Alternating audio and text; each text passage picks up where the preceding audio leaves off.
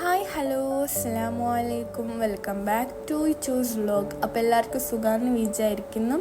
നമ്മൾ ഇന്നത്തെ വ്ളോഗും പറയുന്നത് നമ്മൾ ഒന്ന് അബുദാബി കറങ്ങി വരികയാണ് ഗൈസ്. അതും ഒരു വൺ ഡേ ട്രിപ്പാണ് കേട്ടോ. കുറേ നാളത്തെ ആഗ്രഹമായിരുന്നു അബുദാബിയിലേക്ക് പോകാനുള്ളത്. ഞാൻ UAE വന്നിട്ട് ആദ്യമായിട്ടാണ് അബുദാബിയിലേക്ക് പോകുന്നുള്ളത്. അപ്പോൾ കുറേ ദിവസം മുമ്പത്തെ ഒരു വീഡിയോ ആണിത്. ഇപ്പോഴാണ് ഞാൻ എഡിറ്റ് ആക്കിയിട്ടല്ല ഇടുന്നുള്ളത്. അപ്പോൾ നമുക്ക് അബുദാബിയിലത്തെ വിശേഷങ്ങൾ കണ്ടാലോ.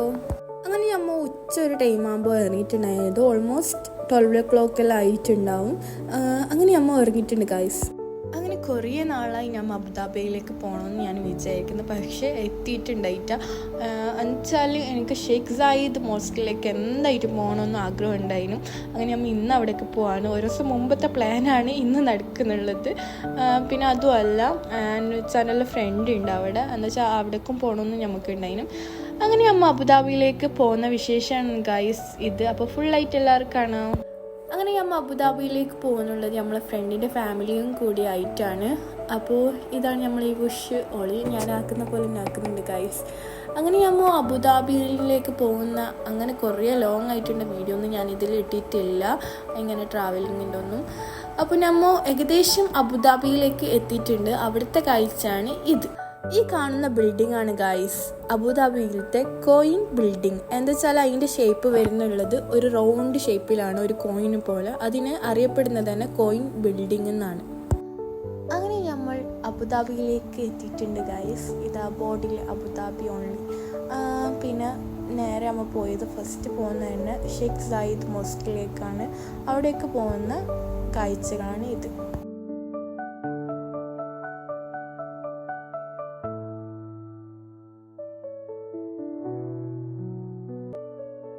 അങ്ങനെ നമ്മൾ പള്ളിയിലേക്ക് എത്തിയിട്ടുണ്ട്.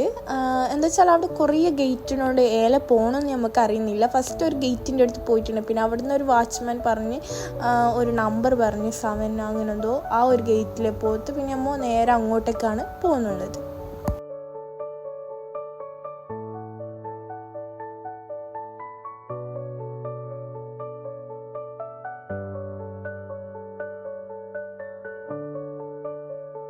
അങ്ങനെ ഈ ഗേറ്റിൻ്റെ ഉള്ളിലാണ് നമ്മൾ വന്നിട്ടുള്ളത്. 7 അല്ല 8, എനിക്ക് മറന്നു പോയതാണ്. അങ്ങനെ പള്ളി കണ്ടുകൊണ്ട് വരികയാണ് ഗൈസ്. എന്ത് രസമാണെന്നറിയാം അവിടെ നിന്ന് കാണാൻ. വീഡിയോ എടുത്തും ഇതാകുന്നില്ല, അത്ര രസമാണ് ഇങ്ങനെ പള്ളി വെളിങ്ങനായിട്ട് കാണാൻ. അടുത്ത് ചെല്ലുന്നെങ്കിൽ എന്തോ ഒരു ഭംഗിയാണ്. അങ്ങനെ നമ്മൾ എത്തിയിട്ടുണ്ട്. പിന്നെ കുറേ ബസ്സെല്ലാം ഉണ്ടായിരുന്നു അവിടെ, ടൂറിസ്റ്റ് ബസ്സെല്ലാം. എന്താ വെച്ചാൽ എവിടെ നിന്നല്ലോ ആൾക്കാർ വരുന്നല്ല, വീക്കെൻഡ് ആയതുകൊണ്ട് തന്നെ നല്ല ആൾക്കാരുണ്ടായിരുന്നു അന്ന്. അങ്ങനെ നമ്മൾ പാർക്കിംഗാണ് ഇത് നോക്കുന്നുള്ളത്.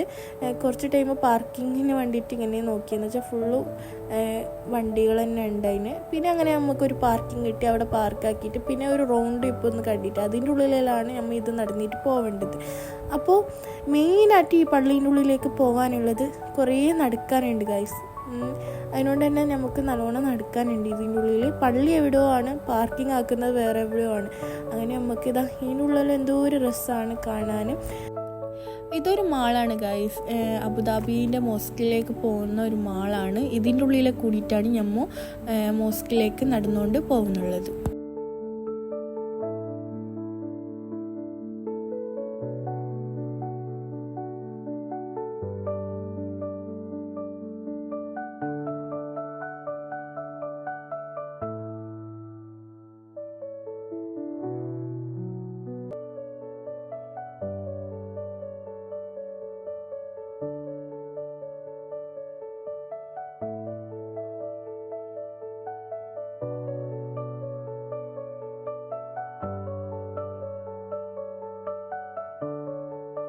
അങ്ങനെ ഈ മാളിൻ്റെ ഉള്ളിൽ നിന്ന് കുറച്ച് ഫോട്ടോസെല്ലാം എടുത്ത്, പിന്നെ അതുമല്ല ഇവിടുന്ന് നമുക്ക് ഒരു രജിസ്റ്റർ ചെയ്യാനുണ്ട്. നമ്മൾ എത്ര പേരാണ് ഉള്ളത് അത്ര പേര് നമ്മൾ രജിസ്റ്റർ ചെയ്തിട്ട് അവിടുന്ന് ഒരു ബില്ല് പോലെ ഇങ്ങനെ കിട്ടും. അതിനെ നമ്മൾ എൻട്രി ചെയ്യുമ്പോൾ അവിടെ കാണിച്ചാൽ മാത്രമേ നമുക്ക് പള്ളീൻ്റെ ഉള്ളിലേക്ക് എൻട്രി ചെയ്യാൻ പറ്റൂ. ഈ മാളിൻ്റെ ഉള്ളിൽ ഫുള്ള് ഇങ്ങനെ കാഴ്ചകളായതുകൊണ്ട് കണ്ടുകൊണ്ട് നടക്കാൻ നല്ല രസമാണ്. എന്താ വെച്ചാൽ ഓൾറെഡി എന്തായിട്ട് നടക്കാനും ഉണ്ട് കുറേ. ഇങ്ങനെ അങ്ങനെ പോകുന്ന വഴിയിലെല്ലാം ഇങ്ങനെ ഒരു ബോർഡ് കൊടുത്തിട്ടുണ്ടാവും. ഫീമെയിൽ ആണെങ്കിലും മെയിൽ ആണെങ്കിലും ഡ്രസ്സിങ്ങിൽ അവർക്ക് ഒരിതുണ്ട്. അതിൻ്റെ ഉള്ളിലേക്ക് കയറണമെങ്കിൽ ഫുള്ളായിട്ടുള്ള ഒരു ഡ്രസ്സിങ് ആയിരിക്കണം അതിൻ്റെ ഉള്ളിൽ ധരിക്കുക. അല്ലാതെ ചെറിയ ഡ്രസ്സിങ്ങോ അല്ലെങ്കിൽ ഷാളില്ലെങ്കിലൊന്നും അതിൻ്റെ ഉള്ളിലേക്ക് എൻട്രി ചെയ്യാൻ തമ്പിക്കില്ല പള്ളീൻ്റെ ഉള്ളിലേക്ക്. അങ്ങനത്തെ ബോർഡെല്ലാം അവിടെ കൊടുത്തിട്ടുണ്ട്. പിന്നെ അതുമല്ല കുറേ നടക്കാനുണ്ട് ഗൈസ്.